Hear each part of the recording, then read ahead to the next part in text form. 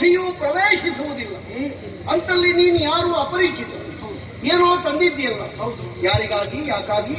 ಪ್ರಭು, ಇದೆಲ್ಲ ನಿಮಗಾಗಿಯೇ ತಂದದ್ದು. ಫಲವಸ್ತುಗಳನ್ನು ಸ್ವೀಕರಿಸಬೇಕು ಪ್ರಭು.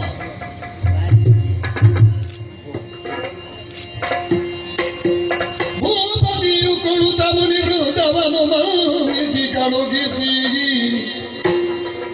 ಹಾಡು ಮಾಡಲು ಕಳ್ಳನದರುಳು ನೀಡಹುಳ ಚಡಪಡಿಸೆ ನೆನೆದನು. ಏಳನೆಯ ದಿನದವಧಿ ಮುಗಿಯಿತು.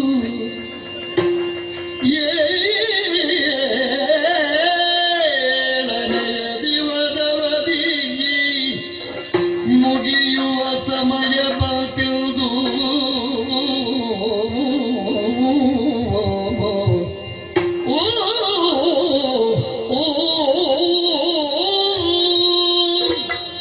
ಯಾವನೋ ಒಬ್ಬ ಕೃಷಿಕ ತಂದಿರಿಸಿದಂತಹ ಫಲವನ್ನು ಸೀಳಿ ಮಾಡಿ ನೋಡಿದೆನಾದರೆ ನೀಳ ಹುಳುವೊಂದು ಚಡಪಡಿಸುವುದು ಕಾಣುತ್ತದೆ ಹಣ್ಣಿನ ಒಳಗೆ.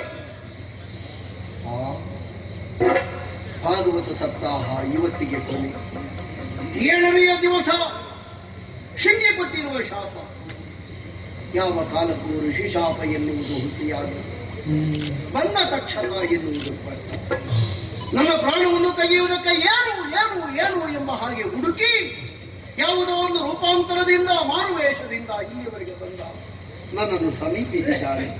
ಹೇ ಭಗವಂತ, ನನ್ನ ಮರಣವೇ ನಿಮಗೆಲ್ಲ ಸರಿ ಅಂತಾದ್ರೆ ನಾನು ಅದರಿಂದ ದೂರ ಸರಿಯುವುದಕ್ಕೆ ಪ್ರಯತ್ನಿಸುವುದಿಲ್ಲ. ನೀಳ ಹುಳುವನ್ನು ತೆಗೆದು ನನ್ನ ಮರಣವನ್ನು ನಾನು ಸ್ವಾಗತಿಸುವ ಹಾಗೆ ಇದೋ